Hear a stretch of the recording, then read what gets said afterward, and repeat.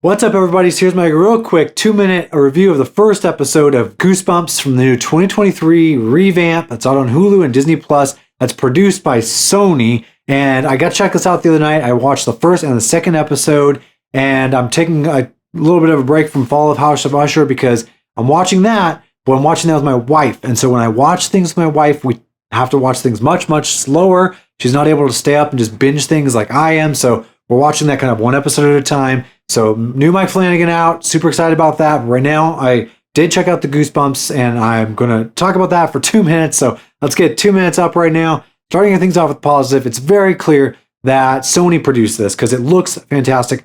I think it's shot super well, and the colors look fantastic. Where it's shot, the locations, clearly a lot of this is shot on location. And I'm a sucker for any horror or anything like that that's shot by the water, like The Fog, like small towns by the water, and Midnight Mass. And so I think it looks really good. I love the small town setting.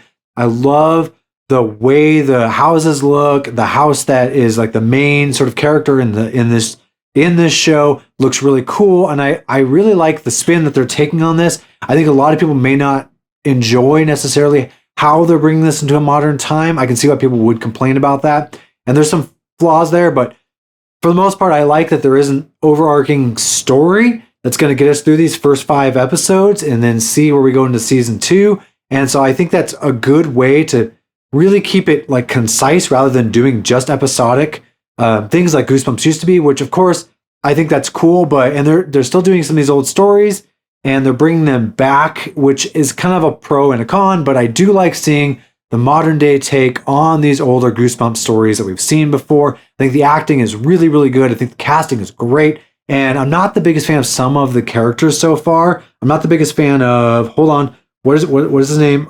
James's character and Isabella's character. We get a lot of Isabella in the second episode, and we're getting some more James in the third episode. I think their characters will be more fleshed out as we continue, but so far, not the hugest fan of them. We'll see where they go. I really, really like the main character, Zach Morris, who plays Isaiah. I like him a lot, and I also like the girl who plays Margot.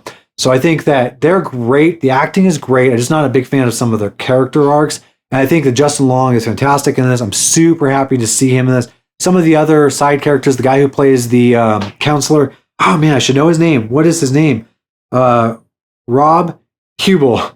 I think he's really good in this. I actually think he's super funny. He's kind of always plays that sort of quiet, understated, comedic character. And so I think he's really good in this. And so casting is great. I love the way it's shot. Oh man, it's 2 minutes already. And the music is great in this, both in score as well as the music choices.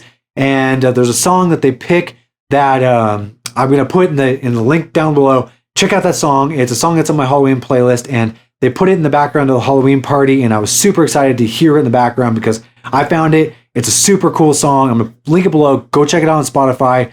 Great artist, and I love this song. Add it to your Halloween playlist. So yeah, I'm really excited about where the Goosebumps is going. Real quick into some of the negatives. I do think that unfortunately, because there's this overarching story, some of the other like Goosebumps stuff is getting sidetracked, and some of the rules seem like they're not cohesive. Like I think they're kind of not making sense a little bit. And I don't like some of the modern take, like they did at The Mask.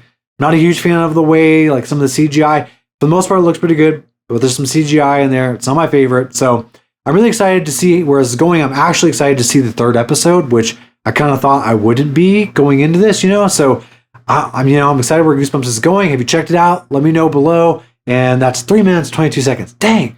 But thanks for watching, everybody. I appreciate it. And go check out Goosebumps.